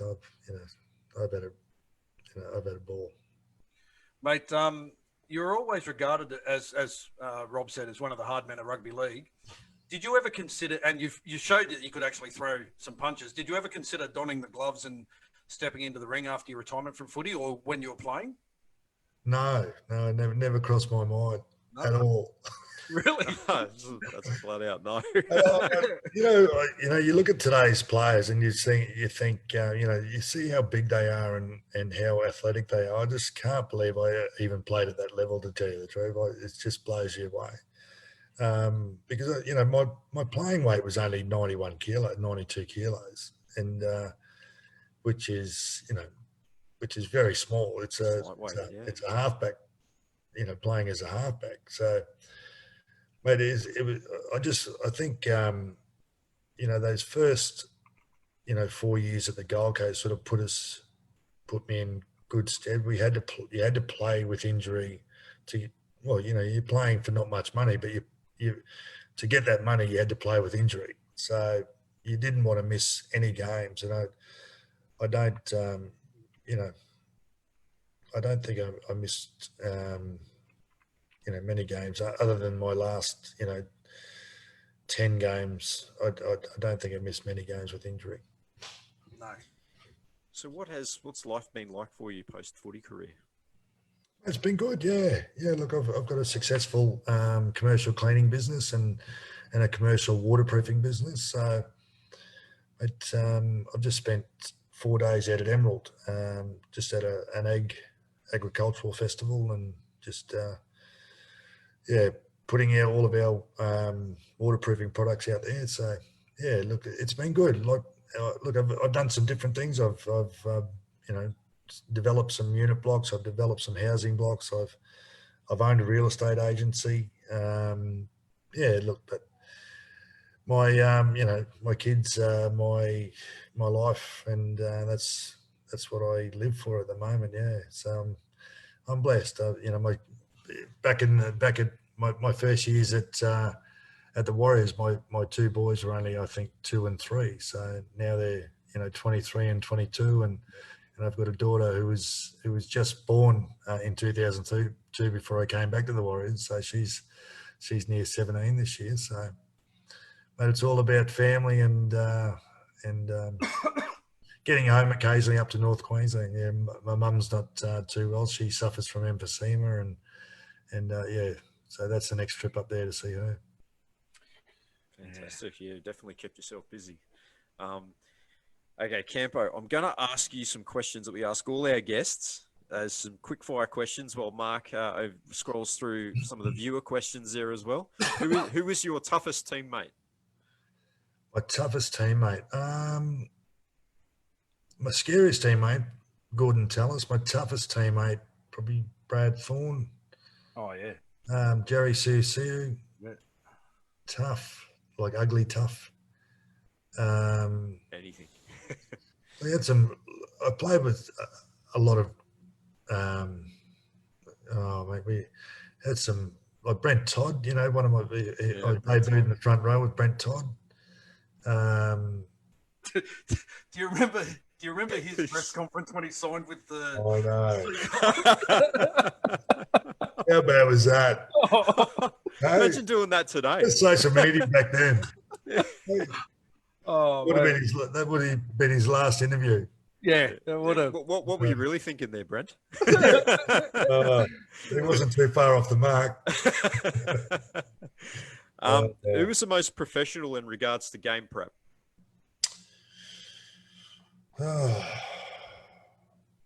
Ivan Cleary was very professional, I think. Darren Lockyer was very, very. Mick DeVere, I would say, would probably. Yeah, I could believe that. Yeah. I would say Mick DeVere would be up there as the most professional. Mate, where else? I couldn't say States because we love it. We were rooming in 2001. We were roomies together. So, geez, he was a good little grog monster, old stuff. Who was the best sledger?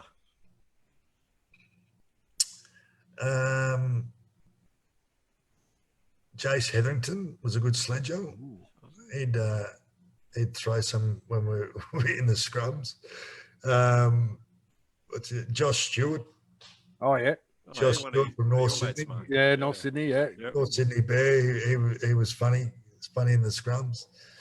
I'll tell you who was a good sledger was Brett Finch, great sledge. Oh, yeah. I can So believe that. we'd just been beaten by the Roosters in that major semi to go into the grand final prelim, I think it was, yeah.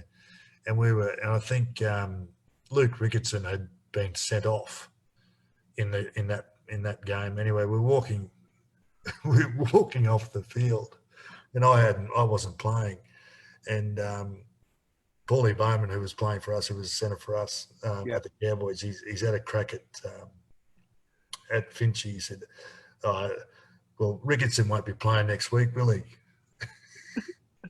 And Finchy, as quick as that, he goes, neither will you, Blakes. So, no, he was sharp. Finchy. Who else was Corey Hughes played for Canterbury? Yeah. But he used to give it to me about my he used to call me Leatherhead. So he was a dirty little mongrel. So it's always the hookers, isn't it? Always the hookers, yeah. Yeah. Well, it probably brings us to the next question. Biggest pest? Oh,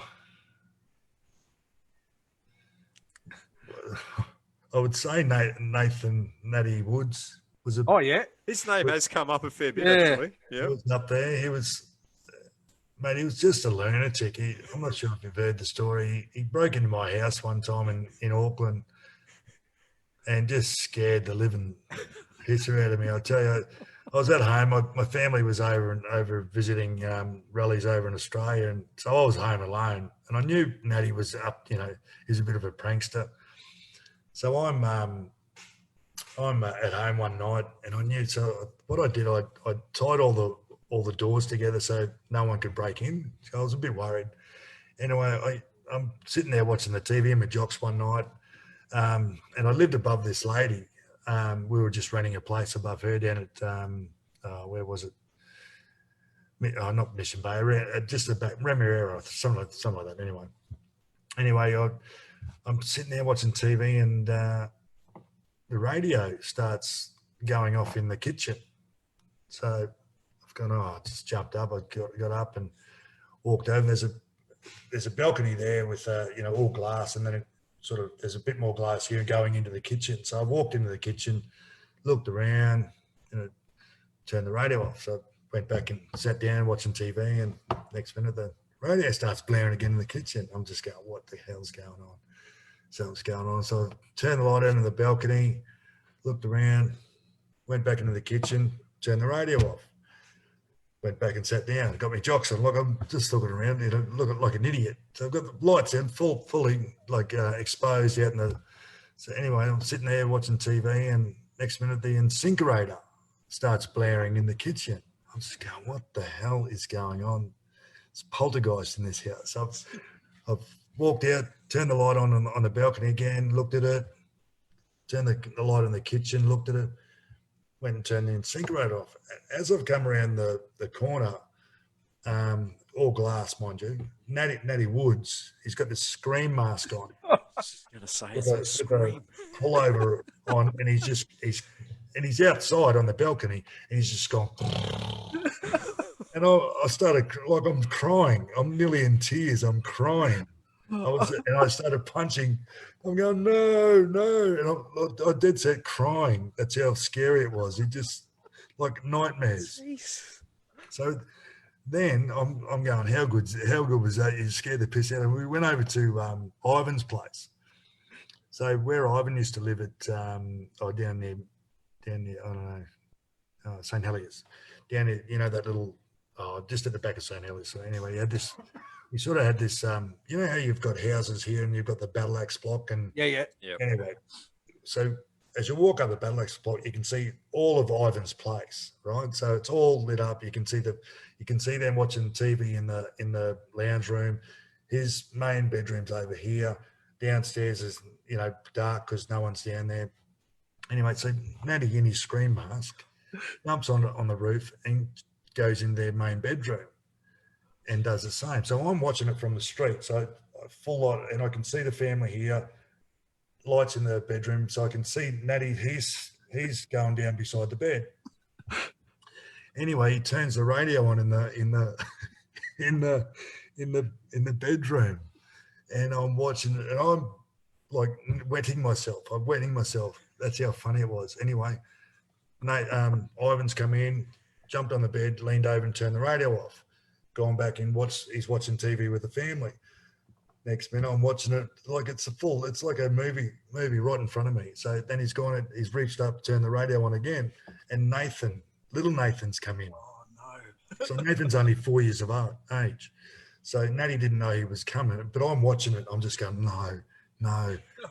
Anyway, so he's jumped up with his screen mask on and scared the living hell out of Nathan. So Nathan is like he's gone white with shock and just ran. He's hit the wall, run out to mum and daddy's, and he's just screaming. He just didn't know what's happened. And I've had to run up to the door, knocked on the door just to settle everyone down because Natty's up there with the screen mask on, laying in their bedroom. Oh. What an absolute lunatic. Mate, he was, and then it just gets better. Then we go over to Justin Morgan's place. I've got to ask Morgs about this. Ask Morgs about it. I will. Mate. Too much time on his hands. Oh, mate, Nat Wood. He's one of the funniest things I've ever seen. Oh, that's funny. So he was definitely the biggest pest for sure. Times 1,000.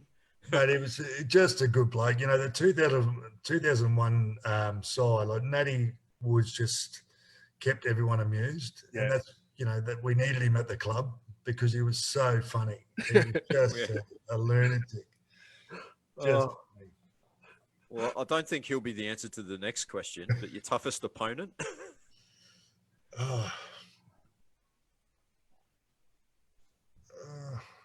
Mate, probably Shane Webke was probably the toughest. Just, what he was doing in the first minute of the game, he was doing in the 80th minute, He was just a machine. There was no switch with him. He just went 100 mile an hour. He was tough. He could, he took a battering too. He was bloody tough. Who was the best trainer? Oh, God. That's a good question. Kevy Walters was a great trainer. When I was at the Broncos, like Kevy and Elf and Steve Renouf, they were always leading from the front. There was a great culture there when I was there. I'm sure you've answered this one already, but the team comedian? Yeah. Oh, mate. He was the best, honestly.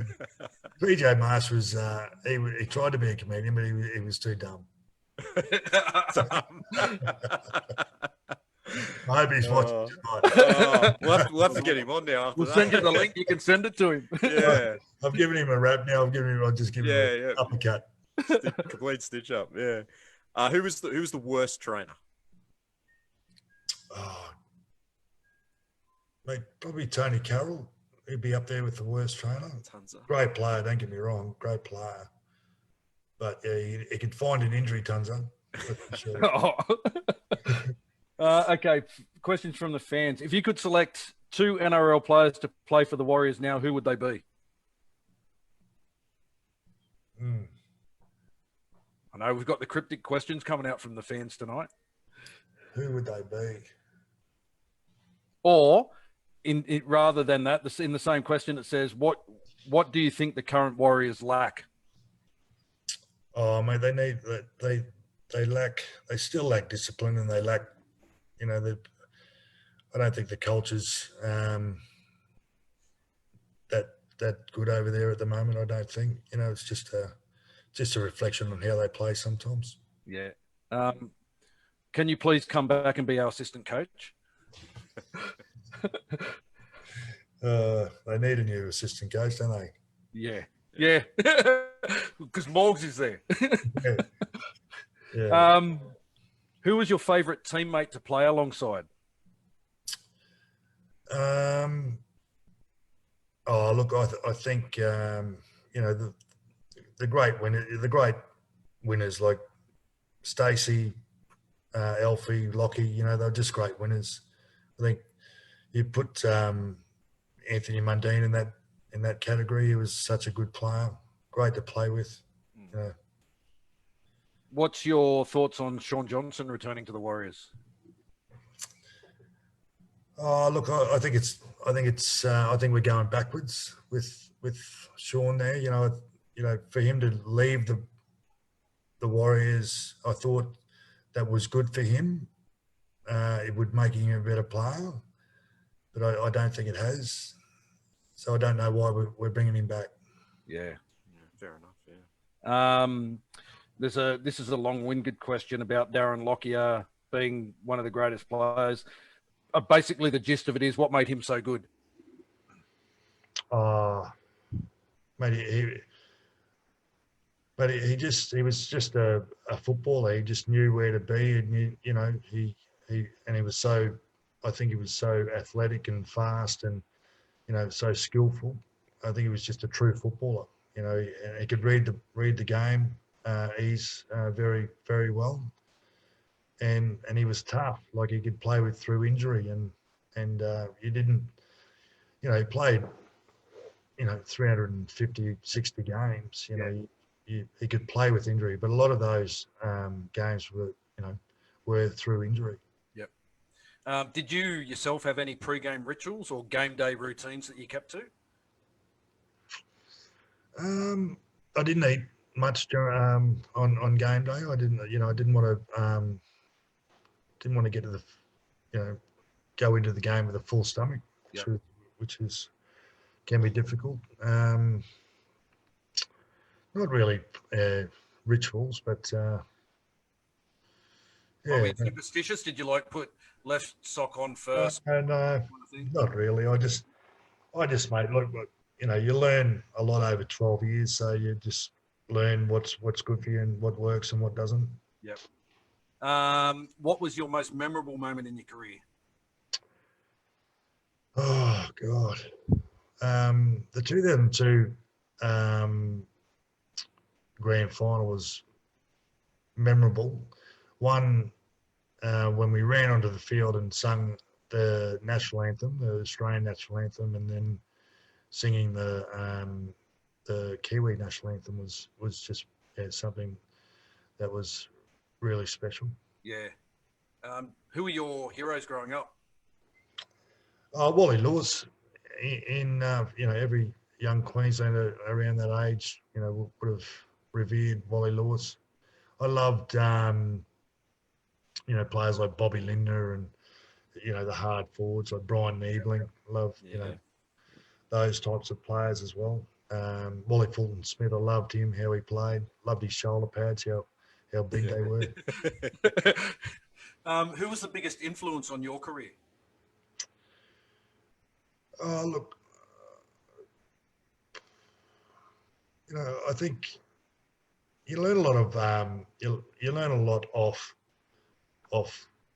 other people and other players and other and you learn a lot of when I was growing up, I was always coached by mates of my dad or who played rugby league, and you learn a lot off your mates who you're playing with. I learned how to tackle off all my mates when I was growing up, or some of my mates in my under 10 side when I first started playing football, could have went on and played in the NRL or represented Queensland, but that's how good they were, but they just didn't have that that ambition to do that or that goal to do that. So I had guys like that playing when I grew up too. They had world at their feet and so much talent, but they just didn't have the drive to want to do it full time. Oh mate, I've got the best tackler that I knew when I was growing was Michael Kerr, who's a great mate of mine, but he was the best legs tackler that I've ever seen. You wouldn't see another better legs tackler, but he could have went on and another mate of mine, Clint Gaucho, I'm naming some names that you don't even know, but him and his brother could have played NRL, if they would have just left Sarina for one and had that drive to do it. They're certainly athletic enough to do it. And best player I ever saw. I grew up playing against Jeff Tuvey and guys like that in that age, that era.